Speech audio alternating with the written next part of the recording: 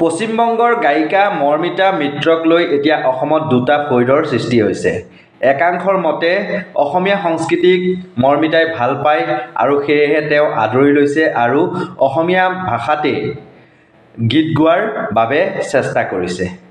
আন একাংশৰ মতে আকৌ নিজৰ সৃষ্টিতকৈও মৰ্মিতাই জুবিন গাৰ্গৰ যিসমূহ সৃষ্টি তাৰ জৰিয়তেহে অসমীয়াৰ হৃদয়ত স্থান লাভ কৰাৰ বাবে চেষ্টা কৰিছে। আৰু যিহেতু বহাগ মাহ আহি আছে, গতিকে বহাগৰ বতৰত মঞ্চই মঞ্চই গীত পৰিৱেশন কৰি এক মোটা অংকৰ ধন ঘটাৰ মন মেলা বুলি একাংশই অভিযোগ উত্থাপিত কৰিছে। আৰু এই ক্ষেত্ৰত অসমৰ যিসকল থলুৱা শিল্পী, সেই থলুৱা শিল্পীসকলক নিমন্ত্ৰণ নজনাই বহু উদ্যোক্তাই ইতিমধ্যে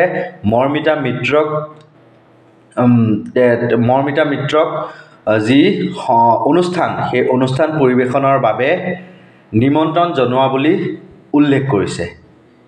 এতিয়া এক প্ৰকাৰে চাবলৈ গ'লে আজি পশ্চিমবংগত জুবিন গাৰ্গে নচিকেতাৰ গীত গাব পাৰে বা পশ্চিমবংগত তেওঁৰ নিজৰ সৃষ্টিও গাব পাৰে আৰু সেয়া কৰিছেও, বা শিল্পীৰ কোনো ধৰণৰ পৰিসৰ নাথাকে আৰু শিল্পীক এটা সীমাৰে বান্ধিও ৰাখিব নোৱাৰি।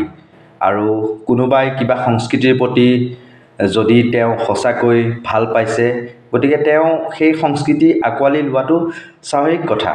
আৰু শুনাহে পাইছোঁ, কিমান দূৰ সঁচা নাজানো, অসমৰে বোৱাৰী মৰ্মিতা মিত্ৰ।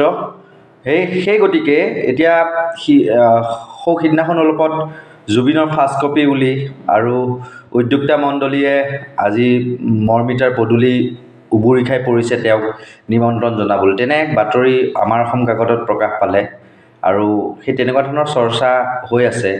কিন্তু আচলতে শিল্পীৰ কোনো সীমা নাথাকে বা শিল্পীৰ কোনো আচলতে ভাষা নাথাকে। আজি অসমীয়া ভাষাটো যদি আয়ত্ব কৰিব শিকিছে, তেতিয়াহ'লে আমাৰ অসমীয়াৰ বাবে সেয়া গৌৰৱৰ কথা।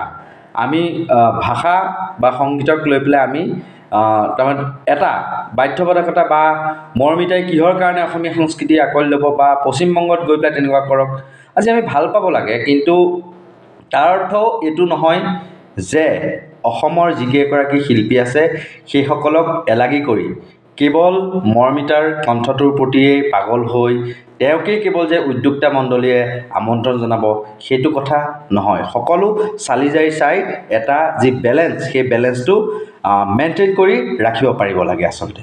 আৰু এটা কথা, কালি আলোচনাপন্থী আলফা নেতা জিতেন দত্তই ফেচবুক যোগে জানিবলৈ দিছে যে ৰাজীৱ শদিয়াৰ পৰিয়াললৈ বা ৰাজীৱ শদিয়া যি ফাউণ্ডেশ্যন আছে সেই ফাউণ্ডেশ্যনলৈ 50,000 টকাৰ সাহায্য আগবঢ়াব মৰ্মিতা মিত্ৰই। সেয়া আচলতে ভাল কথা। তেওঁ যে সিমানখিনি সহানুভূতি বা মানৱীয়তা প্ৰদৰ্শন কৰিলে সেয়া নিশ্চয়কৈ শলাগ ল'বলগীয়া।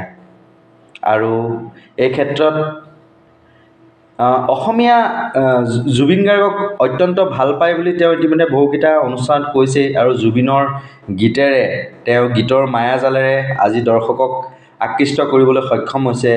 আৰু হিন্দী, বঙালী, অসমীয়া মিশ্ৰিত ভাষাত তেওঁ গীত পৰিৱেশন কৰিছে, কৰিব পাৰে। সেইটো এজন শিল্পীৰ যিটো আচলতে দক্ষতা, সেয়া দক্ষতা তেওঁ চেষ্টা কৰিছে। আচলতে অসমীয়া ভাষাটোক আঁকোৱালি ল'বৰ বাবে তেওঁ চেষ্টা কৰিছে। এইখিনিয়ে ক'বলগীয়া।